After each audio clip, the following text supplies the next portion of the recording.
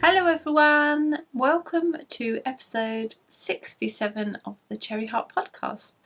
I'm Sandra, I'm your hostess with the mostest, or more accurately with the leastest, since I'm generally ill prepared and getting a jumble over my words and don't know what to say.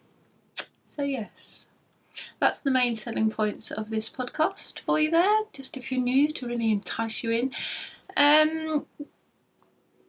Yes, this is a crafty podcast, that's what I normally say, featuring crochet and knitting and sewing and a few other bits and bobs. You can find the show notes for the podcast where I will have pictures of the things that I have made and links to project pages and other useful links. That will be on my blog, which is cherryheart.co.uk, and you can just click the podcast tab in the menu bar at the top, or if you're on YouTube, there will be a link in the little box below. You can find me around the web as Cherry Heart, and on Instagram I'm Sandra Cherry HRT. So let us begin. How are you? How have you been? I've been good. I still haven't exactly thrown myself back into the online world as yet. I sort of enjoyed my little step back so much that I've stayed back a bit. But yeah, I'm easing myself in, let's put it that way. But it's been nice. We've had after some gloomy weeks, we've had a really lovely day yesterday. And I'm just looking out on my garden because I've been trying to get a bit on top of the gardening this year, which I've neglected recently. So yeah, it's looking all rather lovely out there at the moment, nice and sunny, so hopefully we'll have a few more nice days before the weather changes. So yeah, I hope you are too. I guess it depends where you are in the world and what sort of season you're heading into. But yeah, it's been nice to have a sunny day here. Anyway, this isn't a weather report, is it? Crafty podcast, so let's show you. Oh, this is my first thing, looking around to show you what I've got to talk about. My finished object is this. The Davilia is what I call it. I'm not quite sure I've pronounced that right. The name is taken from this sort of plant, this fern-like plant, apparently. Yes, I was showing you this last time. It was a work in progress, and I've now finished it. It's a pattern by, I think it's Isa Catapian, and it's out of the Pom Pom magazine. Let me just show you, because I have that here. This one. And yes, I finished. It wasn't 100% plain sailing, I'll have to be honest. But I'm happy now. Yeah, I think I am actually happy now. So I used to make this, did I bring some up with me? Yes. Katona. The sheep ears Katona yarn, which is cotton yarn, 100% cotton.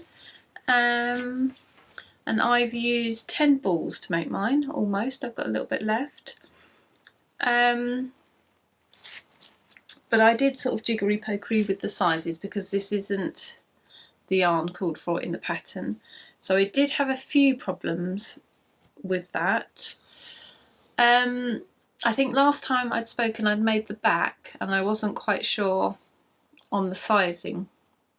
So I blocked that and I actually got the perfect size. It was exactly spot on for the pattern. So I made size 1. And I got the measurements were exactly for the size 1.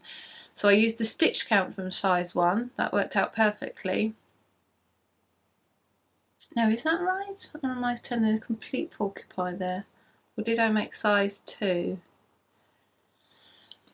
One moment, let me just check whether I'm absolutely talking through my hat or not. Yeah. I made size 2. So I made size 2, but I followed the stitch count from size 1. And that gave me the exact sizes for row 2. So my gauge was off. But with that stitch count, I got the right width. And by blocking it, my row gauge was right. So I followed the row instructions for row for size 2. So stitch count from size 1, row instructions from size 2, and that blocked exactly to the size 2 measurement, so I was happy with that. That was good. So I made all my pieces, blocked them all to size, very happy, thought this is going to be cracking. Sewed it together, wasn't 100% sure, I sort of tried it on, and these front sort of panels, so you make it all in separate pieces, these front panels seemed very thin as I was making them, because it's quite an oversized top, so I wasn't sure. So when I tried it on, as you can see, the front panels don't even sort of come onto my shoulders, so it wouldn't stay on. So I was a little bit dubious, but I thought, well, you know, I've still got this front band to do. And again, in the pattern, so it says to do the front band, and it tells you how many stitches and everything to do round, and then it just says to work however many rows, just straight. There's no decreases or shaping of any kind. So I was a bit dubious about that, because obviously it's got to go round this corner, and if you're just doing straight with no decreases, you're not taking any of the sort of slack out, are you? It's just gonna, like where there's a corner of the back and the front, what's going to happen to those extra stitches there? They're just going to flare out. So I was a bit dubious about that, because it's not like knitting where you would have ribbing and that would pull in. With crochet it doesn't pull in, and also if anything the stitches will tend to stretch out, so it sort of get worse if anything. So I kind of did my own thing and took some stitches out. I did sort of some decreases around this section as I worked around to try and alleviate that problem.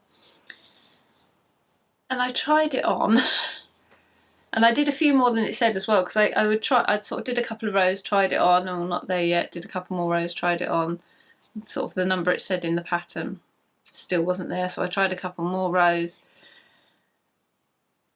and it would actually physically stay on, just because I had like a long sleeve top underneath, and it would just about stay up on my shoulders, but it was gaping horribly at the back, and you kind of had to have it, the sort of the front panel sitting quite back on your shoulders to get the back to hang straight as well. It just wasn't sitting right. I wasn't happy with it at all. And then I tried it, I thought maybe it's because this top I'm wearing, it's long sleeve and it was a blouse, and it's moving too much. Maybe if I had something more fitted that didn't wiggle around as well, the cardigan would sit nicer. So I tried that, and it just wouldn't stay on my shoulders at all then. It was just so loose. So I got a little bit disheartened at that stage, because I thought, because I'd got all my measurements right and everything, I thought it was going to be cracking. So yeah, I was a little bit sad face at that point. So yeah, so I left it for a bit. And also the sleeves are very wide, which isn't sort of something, I did wonder if I might not love that. And they had, I did the cuff as the instructions, and they were just very flappy, and I wasn't happy with those. But I mean, to be fair, that's more just my personal preference. So anyway, put it down for a while, and I thought, well, I'll rip this out, and sort of I was laying it out to sort of try and see how the sort of it should be on the bed, to sort of see how much extra fabric I had in there, because it was gaping horribly, and I could sort of scrunch up some big sort of bits of this band that, you know, if it was fabric, like material fabric, I would have, you know, you could have seamed like a dart, sewn a sort of darts in them. So I thought, well, all of that extra fabric to my mind needs to come out. And also the way of this pattern, this sort of leafy wibbly wobbly pattern, makes the fabric sit, it doesn't sit very flat very nicely. So I'm a little bit dubious about it. I'll show you where I had the biggest problems.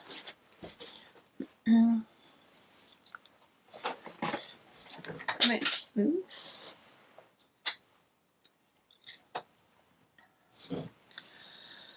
So if I hold it up so you can see, I mean, it's a gorgeous pattern, I love it.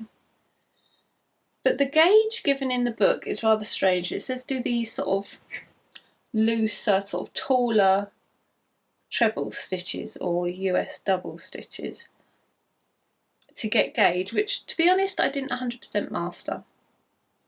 But even so, when you are blocking this section, in order to get this leafy section to lay flat and not sort of bulge out, you have to pull it so tight that these stitches are under an awful lot of strain. So these stitches are pulled much longer than these ones are. These ones aren't very much pulled out at all. So it's hard to get the fabric to lay flat. So I blocked it and it lays flat, but then, you know, when you sort of take it off the blocking mat, it does sort of relax a little bit back into its shape, or at least it does with cotton. I don't know what the linen would have been like. I wonder if some of the problems I've had with this, maybe if I'd used the yarn that it says in the pattern, maybe I wouldn't have had any of these problems. I don't know. I wouldn't have thought linen would have solved all these problems, but I don't know. I haven't got quite enough experience with it to say for sure, so I don't know. Maybe it would. But my thinking is, my issue with it is, if you'd made these stitches longer, then these stitches would have been longer as well, if that was what the gauge meant, and those stitches were longer, which would have stopped them having to be pulled out quite so tight when you blocked it, but then these stitches would be longer, so it still would have bulged out, so I don't see how that helps really. Unless just blocking the linen would somehow magically solve all those issues. But my basic problem with it is because these are the same length stitches, but they're going at such an angle, you know, the length to go straight, to do the same thing at an angle, you know, you need a longer line, don't you? So where these stitches are going at such an angle, I think they needed to be a bit bigger stitches. So why not use different stitch heights? And then everything would lay flatter. So my issue with it was at the back, where it says to finish the second size, here, this is a bit where sort of the fabric naturally wants to go like that and make a big bump. So when you're trying to get the back to lay flat, it really is quite an issue. So where you finish the first size, just the way where you finish in the pattern repeat, it sort of ends at quite a nice flat bit of the pattern. So if you were doing your collar, what would you call this, the collar bit onto that, it would probably sit quite flat because the pattern repeat at that stage is quite flat.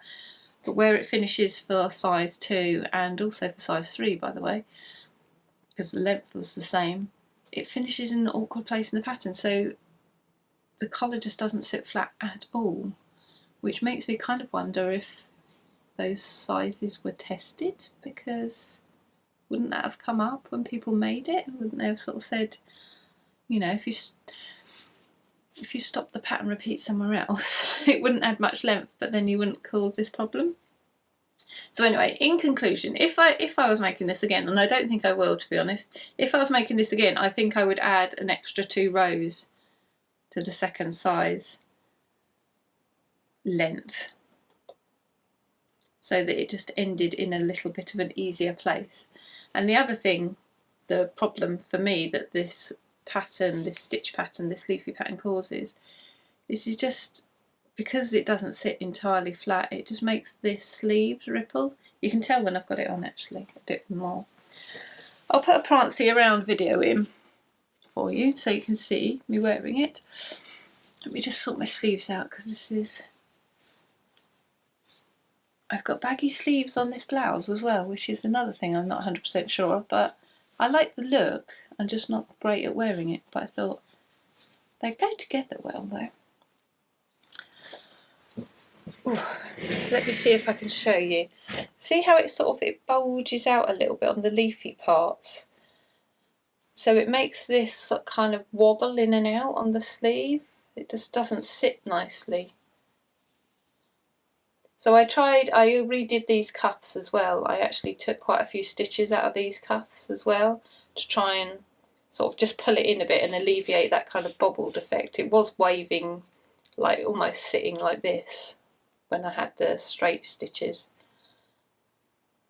like it was really wobbling in and out. So I took some of the stitches out of the cuff as well. I did some decreases on this first round, quite a few decreases on this first round of the cuff, and then didn't do quite so many rows, just to kind of pull the sleeve in a little bit, just to stop it waving in and out and looking, to my mind, a bit wrong.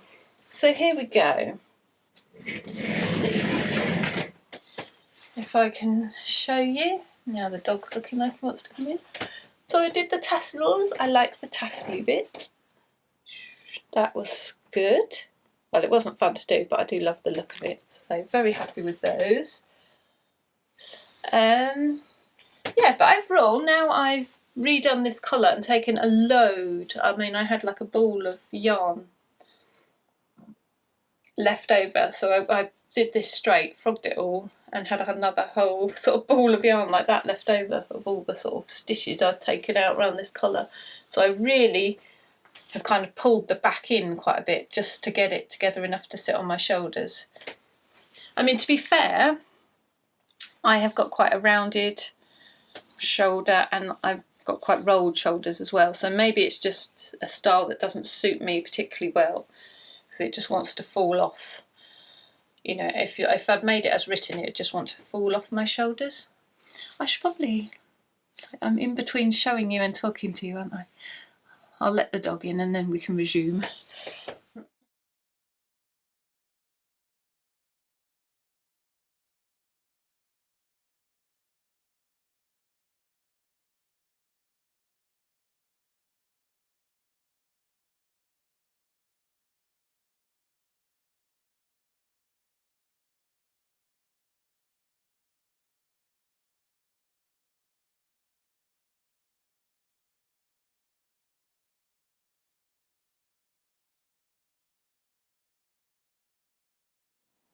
So after I let the dog in, I did a little bit of prancing around video to show you, and now I can't remember what on earth I was talking about before. But yes, I think overall, what was I going to say? I don't know.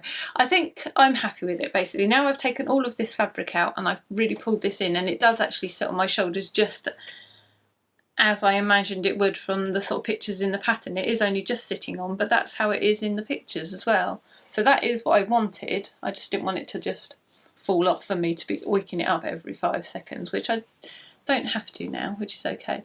And the other thing I think I did think I could do to save it was sort of just put a little, if I had some strings, maybe with tassels on here, so I could just sort of pull it in a bit across there. Sort of, you know, match this tassely bit if they were just sort of tied and that was hanging down. I thought that could work as well if I needed a little extra something to keep it in place. But no, I'm happy now with what I've ended up with. I've ended up where I wanted to be, and now I've cinched these sleeves in a bit. I can just about live with that being quite baggy. I've sort of taken some of that wobbliness out. It's actually hanging not too bad now. I mean, it sort of puckers up. See how there it's sort of whoop, because it wants to pull these stitches up all the time. Yeah, so I'm a little bit worried about when I need to wash it, about how much, I don't know, whether it'll just hang or whether I'll need to sort of get my blocking wires out again. I hope not, because I won't be able to be bothered with that if that's what's needed. I know right now. But yes, at this moment in time, I'm really happy with it again. So I think I'd probably say the cotton wasn't the way to go with this pattern. Unless you're confident sort of doing all the, you know, being able to modify really and sort of change the pattern up, tinker with the pattern a little bit if you need to, and add the sort of shaping and things like that if you need to, if you sort of come across the same problems I did. So unless you were happy doing that, I don't think I'd particularly massively recommend the cotton. But the pattern overall is well written. I quite liked it. It's not like the most relaxing pattern because it's like a really long row repeat, so you do have to check every row. It does sort of get a bit easier, but it's not sort of like especially intuitive what you had to do, I didn't find. So I did sort of have to check each row when I started, so it's not you know, it's not a, like take your brain out, but it's not complicated either. What you have to actually do isn't difficult. So yeah, I think it's quite a good pattern. Other than that, I just got a few issues with the strange things about how that yarn works, but like I say, maybe that's just the linen. Maybe if you get that yarn, all these problems magically go away. I really don't know, because I didn't do that. But anyway, let's move on to the next one, because that's also a pattern by the same person, Isa Caterpillian. It's also from the Pom Pom magazine, but it is, oh, I haven't got the picture clipped for this one, Water Clover.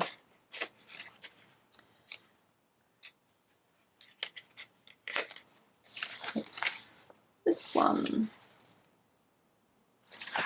I showed you this last time actually, so I don't need to go into too much detail. I'm not sure how much more I've done. Oh, I think I just had the sample last time, didn't I? Yeah. So I've actually started it now, and I've got the body. And I'm using Starcraft linen drape for this, which is again not the yarn recommended. Always building up so many problems for myself, aren't I? I should just stick with what they say and be done with it. Or go for something that's slightly easier to match. Anyway, the pattern calls for another linen yarn, and it's sport weight again, and this that I have used is linen viscose mixed yarn, and it's a double knit. But again, in the pattern she's used an absolutely minuscule hook for a so-called sport weight yarn. I say so-called because I just don't see how a sport weight yarn could be used with a 1.5mm hook. I'm sure that's what she uses for this one. How does that even work? Surely you just can't grab it enough because the little hooky bit would be so tiny. Yeah, 1.5mm hook. I mean, that's teeny tiny. It makes no sense to me. Anyway, so what I'm doing is I'm following the instructions for a smaller size. And then I'm going to hopefully get a bigger size without having to do too much jiggery pokery. So I've used a slightly smaller hook with this to try and get it a bit tighter, because the pattern says it's good to have it nice and tight. And but yeah, not 1.5. 3 was the smallest I could get with this that felt comfortable. But yeah, I really like how it's coming out. Whoops, I like the fabric I'm getting. So I'm pretty happy with that. So I'm going to crack on with that now I've finished this other one. I think in the pattern I've done the row repeats that I need, so I should be at the split for the arms, but that doesn't look enough to me. So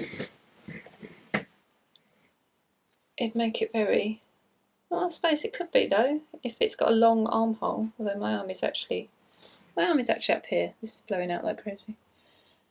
No, it's got to be more than that, hasn't it? Yeah, I'm going to have to add some more, I think.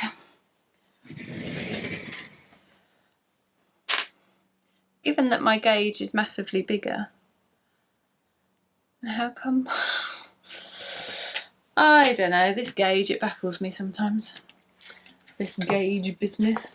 But anyway, yes, that's progressing. So that will be my next focus now that I've got this garment done. And then the other one that I showed you last time is my friendship socks.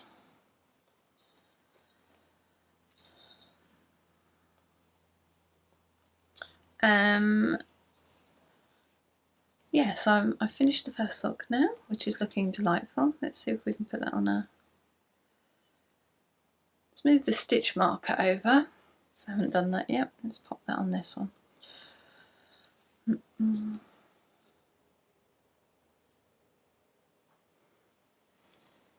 There we are. He's all ready to go. So this yarn is Betsy Makes yarn. It's one of her friendship sock sets, which is... you get 2 sets of yarn, so you get 50 grams 2 sets of 50 grams of the main colour, and then 2 little 10-gram minis. So 50 gram in a mini and 50 gram in a mini each set, that's what you get. So the idea is you order, and then you keep a set for yourself and you give a set to a friend. So they're little friendship sets. So me and Sam have got a set. She very kindly gifted me one of her lovely. And she said which one I want, and I said to her that she should choose. And she went for this one, and I love it. So that's my finished sockie. I've gone for a bit of a shorty sock because I only had 50 grams.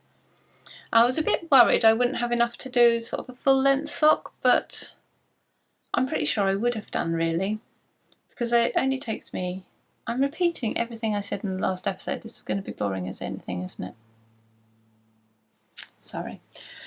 Yeah, I'm sure I would have had enough yarn to do a longer sock, to be honest, because I've got loads left still. And I'm into my second sock already. But anyway, I decided to go for shorty ones. I quite like them actually. They're kind of cute, aren't they? Little shorty socks. So yes, I've done my little cast on in one colour and then changed. Give that little line of flash of little colour at the top. And then I've done the heel in the contrast colour for these ones. And the pattern I was using, I say was because I've gone very off-piste, is the Hint of Sophistication socks. That's by Jen Sheelan. And that is gorgeous and I love it. But it looks really good actually on the blocker. Now you can sort of see all the detail of the lovely cable. It's really pretty. Yeah, but I must admit I was just struggling a little. I think because I got a few things on the go, you know, I've got this on the go and the other top and another pair of socks. I was just struggling because I wasn't able to work on it enough to see enough progress, and I love the look of cables, but I am absolutely useless at doing them. They do sort of drive me up the wall. And these ones, I've got no excuse really, because these ones are so easy. There's twisted stitches, and the one little sort of cable that's in here is so easy. I didn't even need a cable needle, which I particularly hate. I could just do it with my regular needles. So I really have no excuse. But yeah, I was just sort of finding progress a bit slow. So it's hard to tell on here. But what I've done is I thought what I should have done was just done sort of a little bit of the cable motif down one side, like maybe just these sort of 3 down one side or something. But I hadn't. I started with it all. Let's see if I can put this on here so you can see just the front. And yeah, like I say, like I keep saying, I just didn't have the sort of energy to keep doing the cables, I'm afraid. Which is a shame because it's a beautiful pattern. There we are. I've just put it on the flat bit so you can kind of see the cabling. So that's how it's supposed to be all the way down. Oh, actually I did add that middle one in. That's not there on the pattern. So that's how it should have been all the way down. What I did was I've kind of faded my cables out at slightly different places along and sort of just stopped doing them, and this one I've kept all the way down to the bottom, which is a bit odd. It's a little bit random, I know, but I've been watching Landscape Artist of the Year. I think that's just what it's called. It's on Sky. And yeah, they keep going on about, I don't know, just hearing all the arty-farty talk, all them artists talking about capturing a sense of place and, you know, what they feel they need to do and looking for their own angle on things. I think it influenced me, and I thought, yes, I'll just do some artistic fading out, and yes, that's what I've decided. That's what I'm going to focus on, because that's what they do. They look at a whole landscape and then they go, oh, I'm going to draw that bit over there because I like that bit, because they're artists and they sort of see different things that interest them maybe. So yeah, I think I was having an artistic, oh yes, I can just go off pattern and do something else. I think that's influenced me. So yeah, I've sort of faded them out, and then this bit I've sort of carried on like one side for a little bit longer. So it was more of a gradual, and sort of kept like the lines in between going for a little longer on some of them, just to sort of add a sort of faded out, falling away quality. And then I've just kept that down there to the end, my little one cable. Yeah, and then I could get on a bit quicker, and then I was just so much happier because I was seeing progress. So what I'm going to do for my other sock is I'm going to start with the one cable, but on this side. So I'll have a cable going all the way down on this side, and then at the toe bit I'll have just a little bit of this coming in at the toe, so the same sort of effect like that, just down at the toe. So cabling fading out, and then one cable fading into cable. That's my plan. What do you think? It's a good way of getting out of doing the lots of cable in the sock, and that's what it is. Necessity is the mother of invention, eh? So I've started this one, and I've got my cable on this side, and I'm almost ready to put my heel in. I think I've got like a couple more rows, then I can put my heel in, then I can do most of the sock, and then I can just bring a little bit of that cabley bit in at the end. So hopefully I'll have those finished next time. Because as I predicted from before, when I've got a few whips, I can't cope. I don't like not seeing progress on things. I only need a few, so I like to have a couple so I can swap, like a more mindless thing maybe in a something else. Yeah, but when I've got 4 or 5 like I have at the minute, my brain goes, ah! So yeah. One last whip to show you that I didn't show you last time, and it's a big boy. Let's make a bit of space.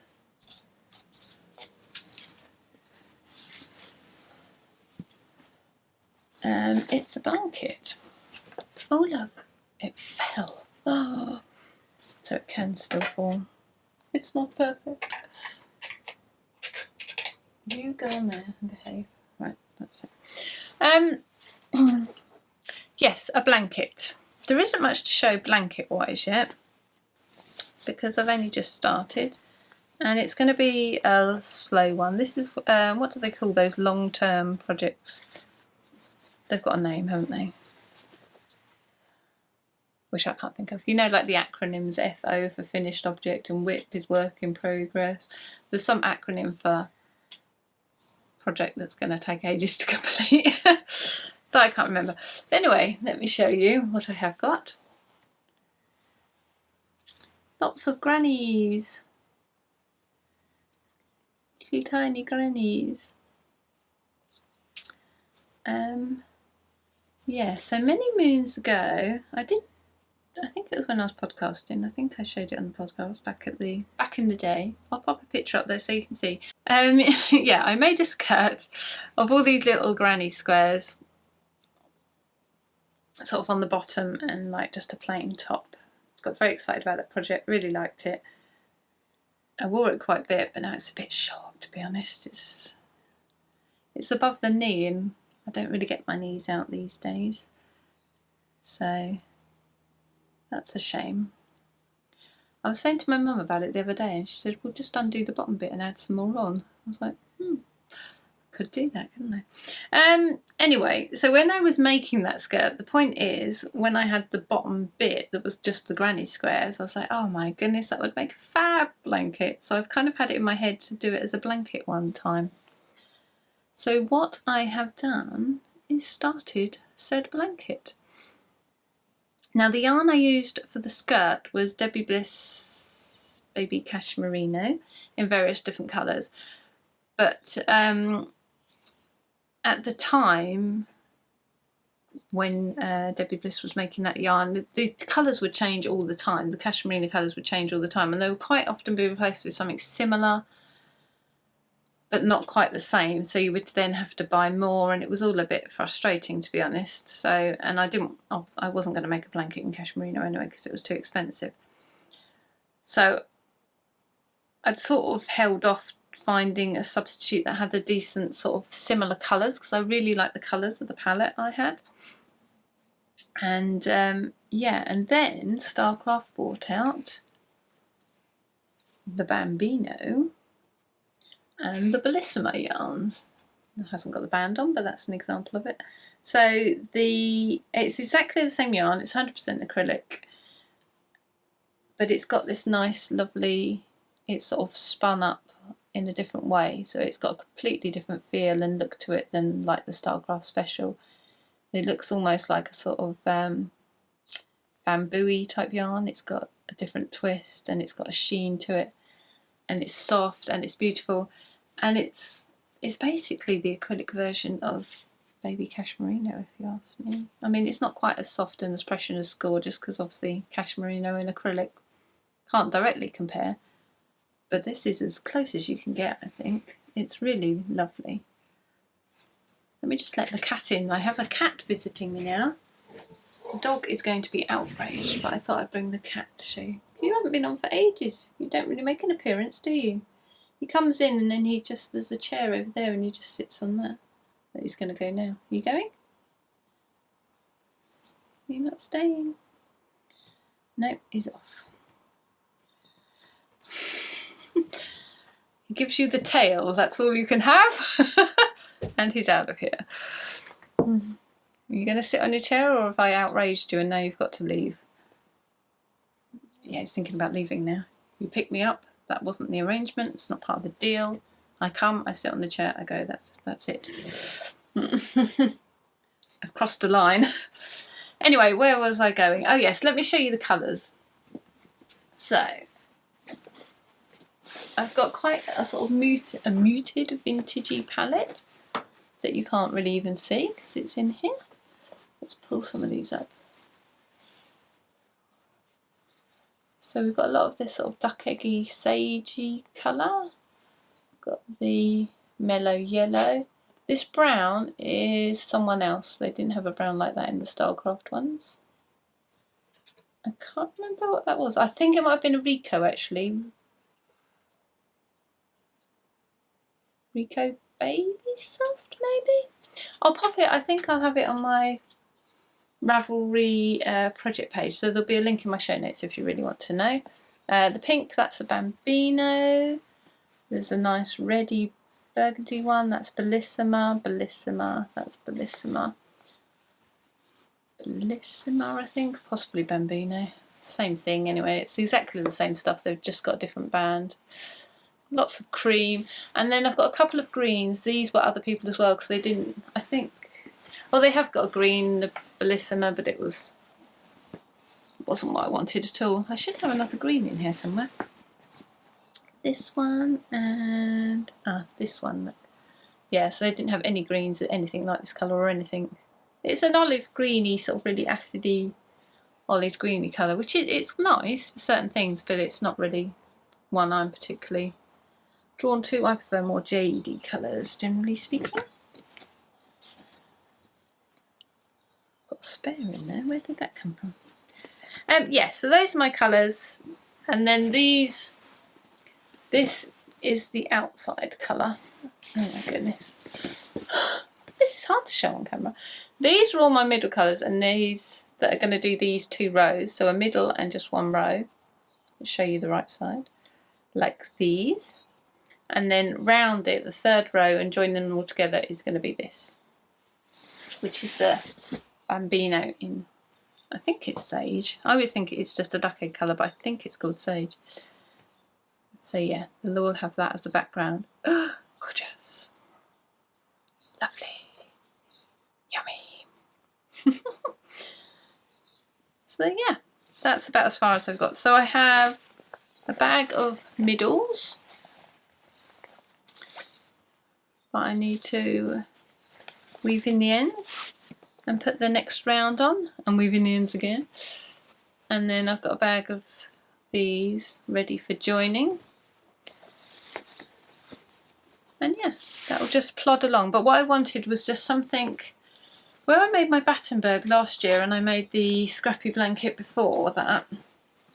So yeah, where I'd had a blanket on the go, sort of over the course of a year, I actually really quite like having that. It's like a little backup project, so you've always got something to work on that's a bit mindless. I like having something mindless on the go, so that when you're in between projects, or maybe you haven't quite sorted out all the details of your next one, or, you know, because if it's something a bit more tricky, like a garment, or if it's the pattern I'm doing, sometimes you're not quite at the stage where you can just sit in front of the TV and do it. It needs a bit more thinking about, or you need to sort of go and get the yarn or wind it up, or, you know, check on the measurements to see if you're at the right place to split the sleeve, or whatever it is that you need to do. That means you can't sort of just get on with it without thinking about it.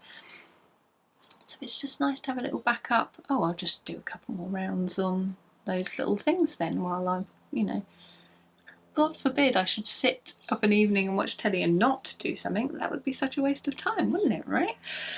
So yeah, so I like just having a little project that I can just literally pick up and not have to think about at all, and it's always there in the background. Yeah, I quite like that. It's a nice fallback. So this is getting long now, so let's shut up, I think.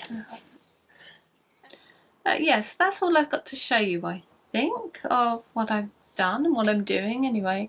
I haven't got any patterns in progress at the moment to talk about, so we'll move on to incoming goodies. I've just got a couple of bits.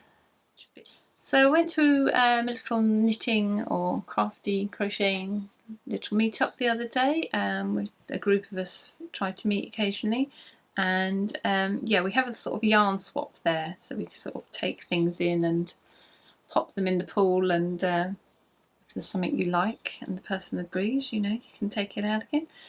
So I have got this lovely one, and it was just too pretty to resist. It kind of looks like a,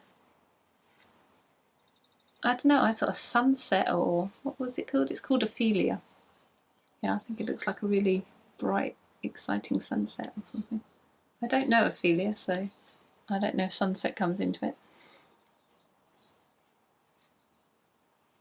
You know, I don't know if that's significant to her character or whatever. But yeah, this is a Den of Yarniquity, so I think it's quite an old one, because I think it's Felt Fusion, and I think she just calls herself Felt Fusion now.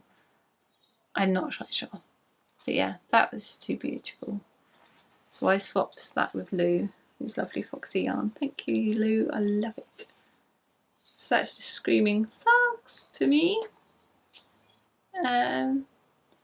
Yeah, but I couldn't resist that. So many lovely sort of colours in there.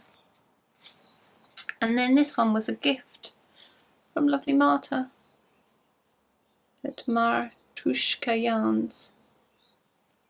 So I met up with her and Amelia when they went to Edinburgh Festival. Me and Sam from Betsy Makes met them in London, and we sort of, I just had something to give them. So Marta sent me this afterwards, which she totally didn't need to do, but isn't that gorgeous? She sent me one of her own yarns, and that colour is just, wow. It's like sort of squished raspberries. I'm sort of pour cream over it, it's just gorgeous. What's it called? Lost Princess. It's a singles, 100% merino singles yarn. That's stunning. She sent me this little pin cushion with it as well. It's so cute. So yeah, shawl. It's got to be a shawl. I've got a few singles actually. Up in there, the singles are. So yeah, it would be nice to do a shawl, maybe like a 2-colour. Could be quite nice, couldn't it? Yeah, so thank you ever so much for that. You totally didn't need to do it, but I do love it. So yeah, so that's probably it from me, I think. I haven't got a lot else to say, I don't believe. So I'm going to edit this and then hopefully sit outside and enjoy some nice sunshine before it goes away. And get some crafting in, of course. That would be good. So I hope you get to do the same, or enjoy whatever weather it is you are having. I hope it's the kind that you can enjoy anyway. But most of all, I hope you get some relaxation and crafty time. And I will see you on the next episode. thanks ever so much for watching, and if you would like to smash the like button, as everyone apparently is saying now, Ali, Little Drops are Wonderful, that's for you. Or destroy the like button. Was it destroy the like button? My daughter said you have to say smash the like button. That's what they say on her videos apparently. But I'm pretty sure you were saying destroy the like button. I think the sentiment is the same. If you could sort of go and abuse the like button in some way, we'd be very grateful. But yes, anyway, thank you for watching. I'll shut up now and I'll see you next time. Bye! Let's just cut that whole bit out because it was just gibberish. Right.